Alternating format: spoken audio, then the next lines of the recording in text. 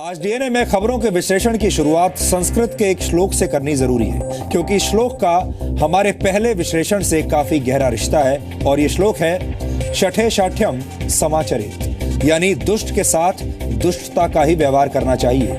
नीतिगत युद्ध सिर्फ उससे किया जा सकता है जो खुद नीतिवान हो, लेकिन जिसकी सोच में जहर की मात्रा ज्यादा हो या जो आतंकवादियों का पालन पोषण करता हो, उससे निपटने के लिए हमें पहले यह तय करना होगा कि उसके साथ किस तरह का न्याय किया जाए और कौन सी नीति अपनाई जाए। आज की तारीख में भारत और पाकिस्तान के रिश्ते बिल्कुल भी सामान्य नहीं रह गए हैं। पाकिस्तान हर रोज भारत विरोधी एजेंडा चला रहा है। कभी पाकिस्तान के प्रधानमंत्री कश्मीर के मुद्दे पर भारत की गरिमा को ठेस पहुंचाते हैं, तो कभी पाकिस्तान के सेना प्रमुख भारत पर हमला करने की धमकी देते हैं। आज से पहले तक भारत शांति और गंभीरता के साथ पाकिस्तान के इस व्यवहार को लगातार सहता रहा है। वैसे भी धैर्य और शालीनता से व्यवहार करना भारत की सभ्यता और संस्कृति का अभिन्न हिस्सा है। लेकिन अब पाकिस्तान को लेकर भारत ने अपनी नीति बिल्कुल बदल दी है। एक हफ्ते के अंदर दूसरी बार भारत के प्रधानमंत्री नरेंद्र मोदी ने पाकिस्तान की आतंकवादी सोच पर प्रहार किया है। पहले चीन में हुए G20 सम्मेलन में और अब लाओस में हुए आसियान समिट में पाकिस्तान पर सीधा हमला करते हुए प्रधानमंत्री मोदी ने दुनिया को एक कड़ा संदेश दिया है। आप इसे इस तरह भी कह सकते हैं कि एक हफ्ते के अंदर दूसरी बार पाकिस्तान पर नरेंद्र मोदी के गुस्से का बम फूटा है। यह पाकिस्तान को लेकर भारत की कूटनीति में आया एक बहुत बड़ा बदलाव है और इसके बारे में आज हर देशवासी को पता होना चाहिए। आज डीएनए में सबसे पहले हम भारत की आक्रामक विदेश नीति का विश्लेषण करेंगे और आपको पाकिस्तान के चरित्र से जुड़ी कुछ ऐसी बातें बताएंगे जिन्हें सुनने और समझने के बाद आपको पता चल जाएगा कि पाकिस्तान के प्रधानमंत्री नवाज शरीफ कूटनीति के मामले में असल में बिल्कुल भी शरीफ नहीं है। पाकिस्तान के प्रधानमंत्री नवाज शरीफ के साथ प्रधानमंत्री नरेंद्र मोदी के समीकरण एक रोलर कोस्टर राइड की तरह रहे हैं। आपको याद होगा 2014 में नवाज शरीफ प्रधानमंत्री मोदी के शपथ ग्रहण समारोह में खास मेहमान के रूप में आए थे। इसके बाद साड़ी और शॉल वाली डिप्लोमेसी भी हुई। नरेंद्र मोदी ने नवाज शरीफ की मां के लिए शॉल भेजी, जबकि नवाज शरीफ ने नरेंद्र मोदी की मां हीराबा के लिए साड़ी भेजी। 5 सितंबर 2014 को भारत और पाकिस्तान के बीच विदेश सचिव स्तर की बातचीत रद्द हो जाने के बाद नवाज शरीफ ने नरेंद्र मोदी के लिए पाकिस्तान से खास तौर पर आम भेजे।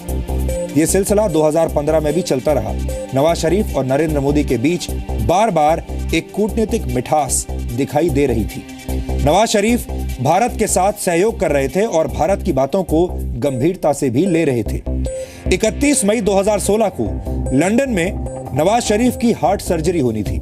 ये बड़ा ऑपरेशन था और इस सर्जरी से पहले भी उन्होंने प्रधानमंत्री नरेंद्र मोदी को खास तौर पर फोन किया था और उनसे अपनी सेहत के लिए दुआ मांगने की बात कही थी। लेकिन ये एक बहुत बड़ा इत्तेफाक है कि इस हार्ट सर्जरी के बाद से उनका दिल बिल्कुल बदल गया और नवाज शरीफ दुश्मनों की भाषा बोलने लगे। ऐसा क्यों और कैसे हुआ, इस बात को डिकोड करना आज जरूरी है और इस पर आज हम आपको पूरी जानकारी देंगे।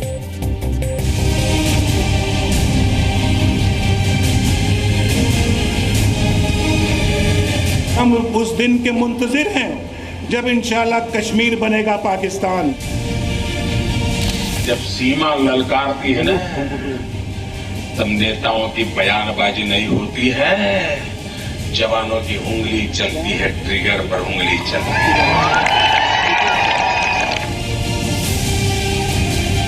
इंशाल्लाह कश्मीर की आजादी को कोई नहीं रोक सकता।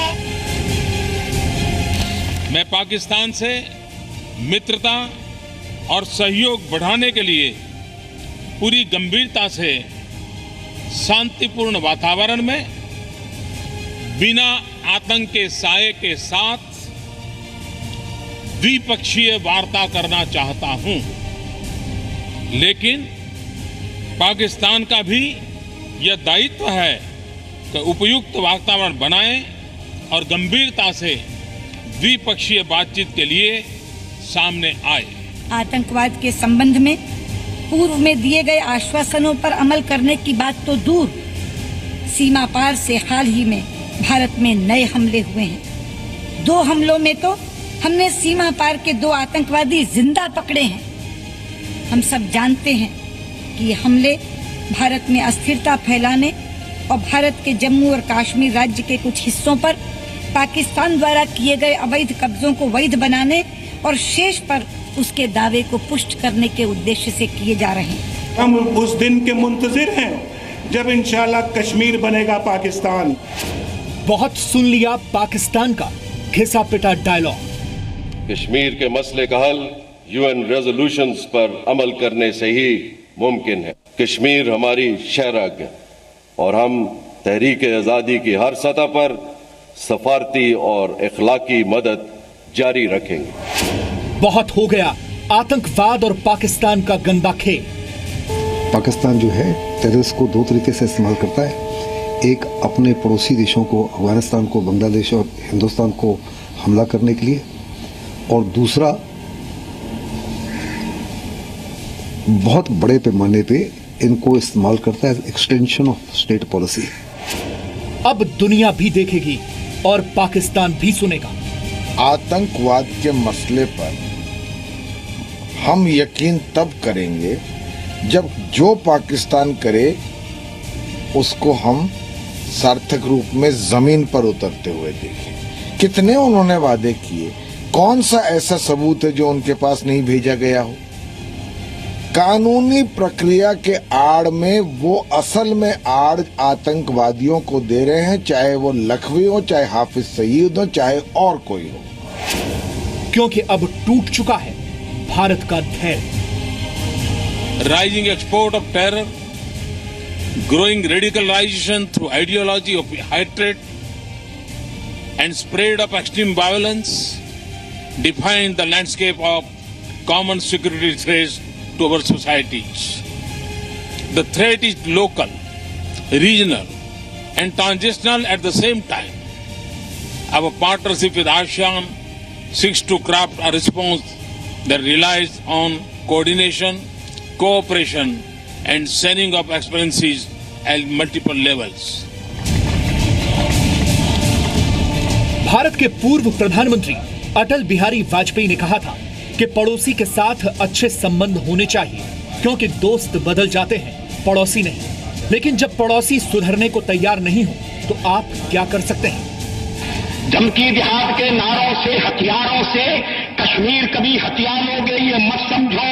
हम लौटे अत्याचारों से, संहारों से भारत का शीश झुका लोगे, हम मत समझो। जब तक गंगा की धार सिंधु में ज्वार, अग्नि में जलन, सूर्य में तपन शेष, स्वातंत्र समर की वेदी पर अर्पित होंगे अगणित जीवन यौवन अशेष। अमेरिका क्या संसार भले ही हो विरुद्ध, कश्मीर पर भारत का ध्वज नहीं झुकेगा। एक नहीं दो नहीं, एक नहीं दो नहीं करो 200 समझौते, पर स्वतंत्र भारत का निश्चय नहीं रुकेगा। पाकिस्तान को लेकर पूर्व प्रधानमंत्री अटल बिहारी वाजपेयी की इस कविता का जितना महत्व इतिहास के पन्नों में था, उतना ही महत्व वर्तमान में भी है। क्योंकि पाकिस्तान को कितना भी समझा लिया जाए, कितनी भी वार्ताओं का दौर चला लिया जाए, पाकिस्तान सुधरने वाला नहीं है। पाकिस्तान शायद अब तक भारत के धैर्य की परीक्षा ले रहा था, लेकिन भारत ने अपना आपा नहीं खोया। लेकिन बर्दाश्त करने की भी एक सीमा होती है। शायद यही वजह है कि किसी अंतर्राष्ट्रीय मंच पर एक हफ्ते के भीतर 2 बार प्रधानमंत्री नरेंद्र मोदी ने पाकिस्तान के पापों का लाइव प्रसारण करके उसे पूरी दुनिया के सामने बेनकाब कर दिया है।